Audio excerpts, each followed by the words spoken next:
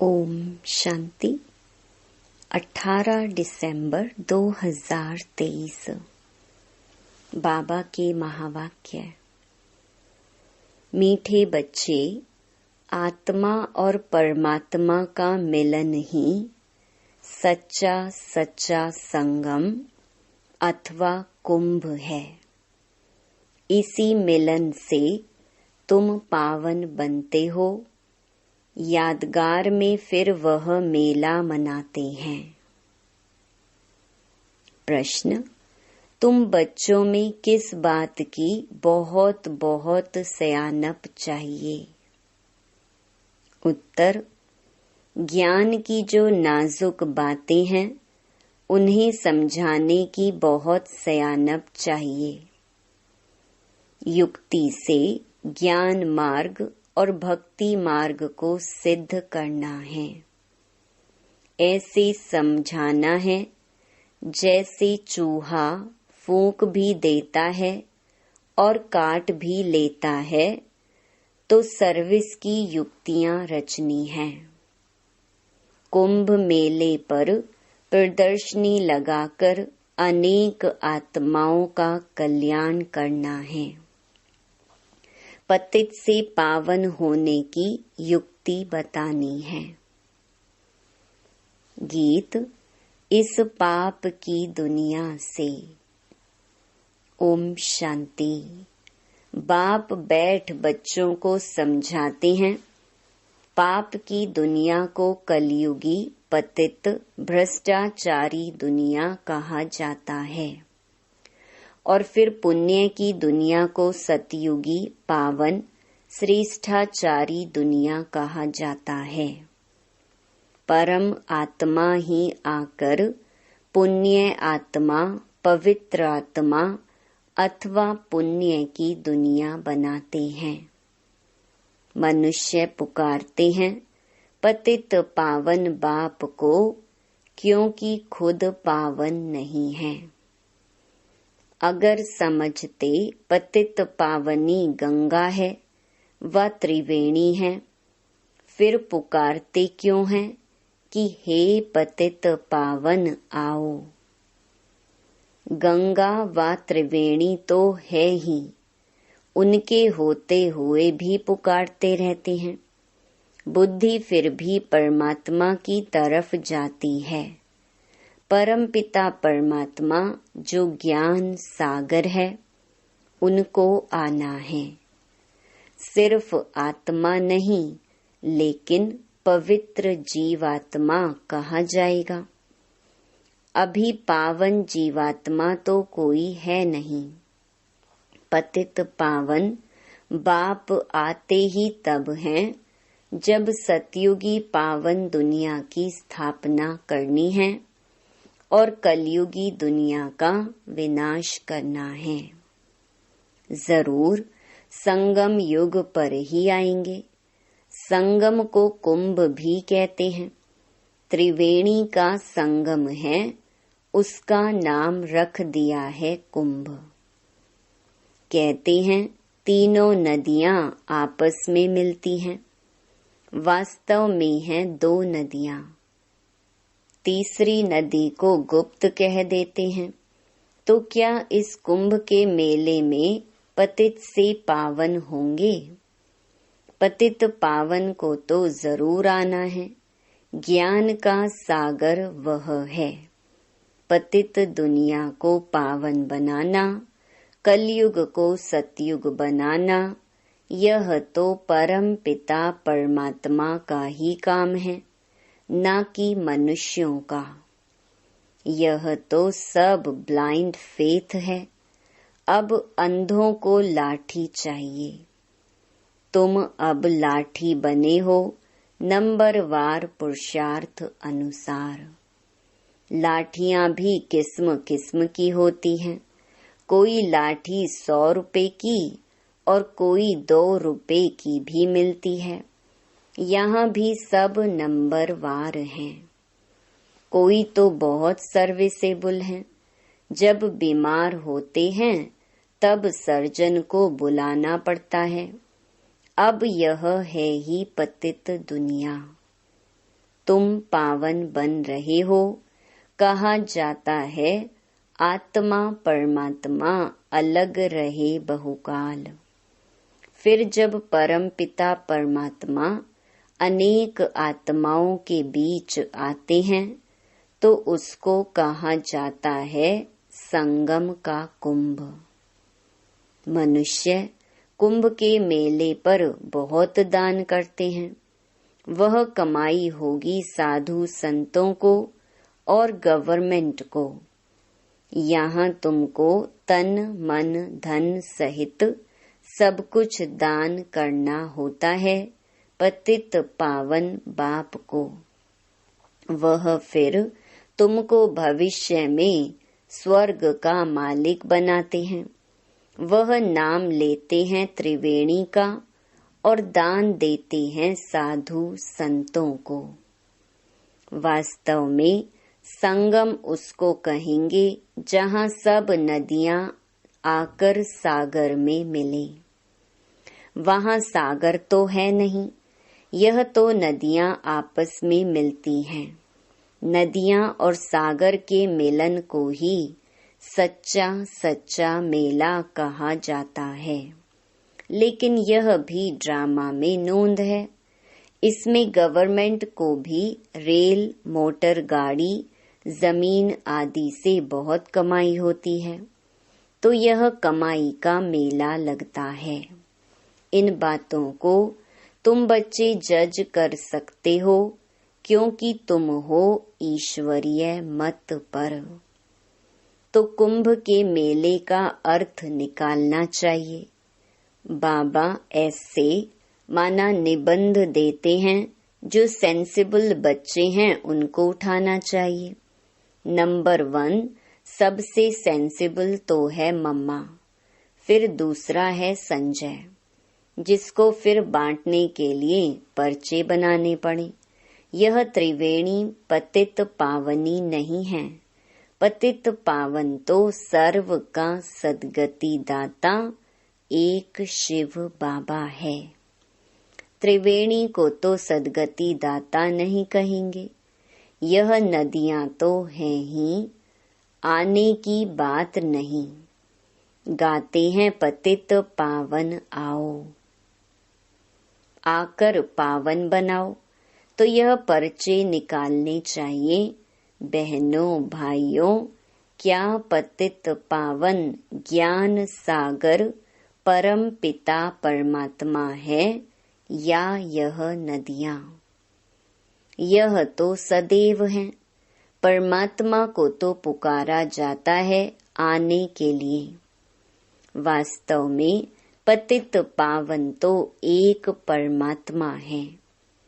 आत्माएं और परमात्मा अलग रहे बहुकाल।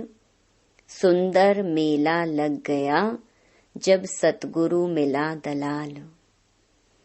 वही सतगुरु आकर सबको सद्गति दे वापस ले जाते हैं। ज्ञान स्नान तो वास्तव में परम पिता परमात्मा से करना चाहिए। पावन दुनिया की स्थापना परम पिता परमात्मा कराते हैं। तुम उसे जानते नहीं हो। भारत जब श्रेष्ठाचारी था तब उसमें देही अभिमानी देवताएं रहते थे। उसे शिवालय कहा जाता है। अब कुंभ पर जाकर बच्चों को प्रदर्शनी लगानी चाहिए समझाने के लिए। समझाना है पतित पावन एक बाप है। वह कहते हैं मैं आता ही तब हूँ जब पतित से पावन बनाना होता है। तो प्रतिज्ञा करनी पड़े। रक्षाबंधन भगवान से तल्लुक संबंध रखता है, न कि साधु संतों से। प्रतिज्ञा परमपिता परमात्मा से की जाती है, न कि त्रिवेणी से। हे बाबा, हम आपकी श्रीमत से पावन बनने के लिए प्रतिज्ञा करते हैं। बाप भी कहते हैं मैं तुमको पावन दुनिया का मालिक बनाऊंगा। यह हैं बाबा के इशारे। इसमें सर्विस करने वाले बहुत तीखे चाहिए। चित्र भी और बनाने पड़े। इसके लिए अच्छा मंडप लेना पड़े। तुम्हारे दुश्मन भी बहुत निकलेंगे। कोई समय आग भी लगाने में देरी नहीं करेंगे। किसको झगड़ा करना होता है तो गाली देने लग पड़ते हैं। तुमको तो निरहंकारी बन साइलेंस में रहना पड़े। ब्रह्मा कुमारियां मशहूर तो हो गई हैं। पर्चे आदि जरूर बांटने हैं।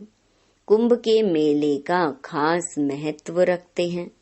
वास्तव में महत्व अभी का है। यह भी ड्रामा का खेल है। वहां से भी कोई का कल्याण हो सकता है, परंतु मेहनत लगती है। कांटों को फूल बनाने में मेहनत लगती है। कुंभ के मेले में प्रदर्शनी करने में भी हिम्मत चाहिए। जान पहचान चाहिए जो कोई विघ्न ना पड़े। तुमको सिद्ध करना है कि पतित पावन कौन है।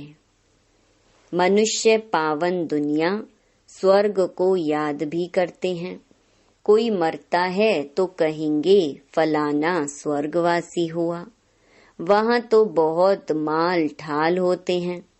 वहां से फिर यहाँ बुलाकर खिलाते क्यों हो। तुम श्रीनाथ के मंदिर में देखेंगे कितने माल बनते हैं। अब श्रीनाथपुरी और जगन्नाथपुरी वास्तव में है एक ही बात, परंतु वहां श्रीनाथ द्वारे में देखेंगे तो बहुत वैभव बनते हैं और जगन्नाथपुरी में सिर्फ फीके चावल का भोग लगता है। घी आदि कुछ नहीं पड़ता। यह फर्क बताते हैं। गोरा है तो ऐसे माल और सांवरा है तो यह सूखा चावल। राज बड़ा अच्छा है। यह बाप बैठ समझाते हैं। श्रीनाथ द्वारे में इतना भोग लगाते हैं तो फिर पुजारी लोग दुकान में बेचते भी हैं। उन्हों की कमाई का आधार भी उस पर है। मिलता मुफ्त में है फिर कमाते हैं। तो देखो कितनी अंधश्रद्धा की बातें हैं। यह है भक्ति मार्ग। ज्ञान मार्ग सद्गति मार्ग है। गंगा स्नान से थोड़े ही सद्गति होती है। बड़ा युक्ति से समझाना है। जैसे चूहा फूंक देकर काटता है। बड़ी ही सियानप चाहिए समझने और फिर समझाने की। कितनी नाजुक बातें हैं। मनुष्य कहते हैं कि हे परम पिता परमात्मा, तुम्हारी गतमत तुम ही जानो। इसका अर्थ तो समझते ही नहीं। तुम्हारी श्रीमत से जो सद्गति मिलती है वह तुम ही कर सकते हो और कोई कर न सके। सर्व का सद्गति दाता एक है। सर्व अक्षर जरूर डालना है। समझाया बहुत जाता है, परंतु समझने वाले तो बहुत थोड़े निकलते हैं। प्रजा तो बहुत बनती रहती है। मनुष्य खुदा के नाम पर बहुत दान पुण्य करते हैं तो एक जन्म के लिए फल मिल जाता है। यहाँ तो 21 जन्म के लिए मिलता है। ईश्वर अर्थ दान करने से ताकत मिलती है। यह ईश्वर को जानते ही नहीं तो ताकत ही नहीं रही है। हिंदुओं के गुरु गोसाई तो ढेर हैं। क्रिश्चियन का देखेंगे तो एक है। एक का कितना रिगार्ड है। रिलीजन इज माइट कहा जाता है। अभी तुमने रिलीजन को समझा है तो कितनी ताकत मिलती है। बाबा कहते हैं, बच्चे सबको यही वशीकरण मंत्र दो। बच्चों को बाप कहते हैं, तुम जहाँ से आए हो उसे याद करो तो अंतमति सुगति हो जाएगी। बाप को याद करने से ही पावन बन सकते हो, पाप दग्ध होंगे। बाप और वर्षे को याद करना है, जिससे सारा चक्र बुद्धि में आ जाता है। गृहस्थ व्यवहार में रहते देह के सर्व संबंधों से बुद्धि निकाल बाप के साथ जोड़ने का पुरुषार्थ करना है, जो फिर अंत समय भी वही याद पड़े। और कोई की याद पड़ी तो सजा खानी पड़ेगी और पद भी कम हो जाएगा। तो वास्तव में कुंभ कल्प के संगम को कहा जाता है, जब आत्माएं और परमात्मा मिलते हैं। परमात्मा ही आकर राजयोग सिखाते हैं, वह है पुनर्जन्म रहित। परंतु बच्चे भी समझते नहीं हैं। श्रीमत पर चलते नहीं तो बेड़ा पार कैसे हो। बेड़ा पार होना माना राजाई पद पाना। श्रीमत से ही राजाई मिलती है। श्रीमत पर नहीं चलते तो आखरीन खत्म हो जाते हैं। सजनियां साथ में वह चलेंगी जिसका दीपक जगा हुआ होगा। जिनके दीवे बुझे हुए हैं वह साथ में थोड़े ही चलेंगे। अनन्य बच्चे ही चलेंगे, बाकी तो नंबरवार पिछाड़ी में आएंगे, लेकिन पवित्र तो सब बनेंगे।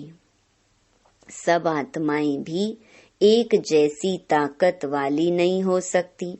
हर एक आत्मा का पार्ट अपना अपना है। एक जैसा पद नहीं मिल सकता। अंत में सबका पार्ट क्लियर हो जाएगा। झाड़ कितना बड़ा है, कितने मनुष्य हैं। मुख्य तो जो बड़े बड़े टाल टालियां हैं वह देखने में आएंगे। मुख्य है फाउंडेशन, बाकी तो बाद में आते हैं। उनमें ताकत कम होती है। स्वर्ग में सभी नहीं आ सकते हैं।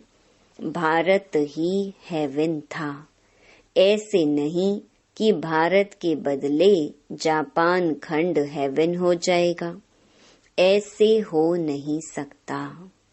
अच्छा, मीठे मीठे बाप दादा व मात पिता के लाडले सिकी लधे ज्ञान सितारे बच्चों को याद प्यार और गुड मॉर्निंग।